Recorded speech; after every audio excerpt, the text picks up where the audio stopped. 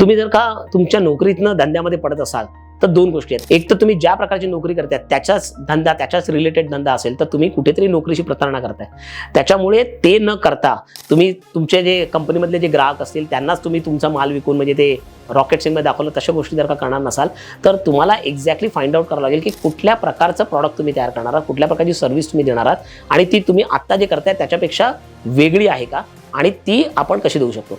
जर का तुम्ही कम्प्लिटली अनरिलेटेड काढत असाल, म्हणजे तुम्ही मोटर कंपनीत काम करताय आणि तुम्हाला फूडचा व्यवसाय काढायचा आहे, मग काही प्रॉब्लेम नाही. परंतु तो फूडचा व्यवसाय काढत असताना त्याच्यातले खाचखळगे काय आहे, तो बिझनेस कसा करायचा, त्याचं लर्निंग काय आहे, या पद्धतीची माहिती काढणं अत्यंत गरजेचं आहे. कारण बऱ्याच वेळा आपल्याला असं वाटतं रे इधर हमने कंपनी में जनरल मॅनेजर आहे ना, मग तिथे पण आपण तेच करू शकतो, असं होत नाही.